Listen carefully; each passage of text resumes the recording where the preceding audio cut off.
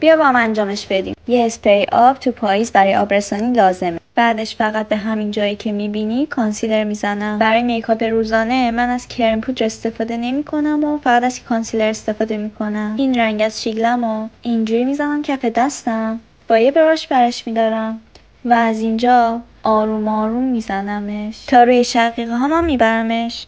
یکم از رژگونه صورتیم برمیدارم، روی همون رژگونه قبلی میزنم، پودر فیکس میزنم به کل صورتم، نه زیر چشمم، پشت پلکم و دور دهنم. از یه همچین رنگی خیلی کم میزنم به اینجای پلکم.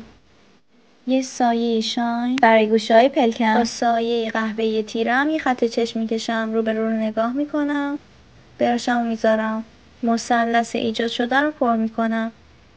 خیلی خوشگل میشه. ریمل میزنم، اونم زیاد. یه خط لب تیره مال من از الباس. اینجاست که یهو آدم تغییر میکنه. رژ 520 لگران. به نظرم رنگش خیلی پاییزی و خوشگله. یه توناژ نارنجی داره. یکم روی لپم هایلایتر میزنم. چطور شد؟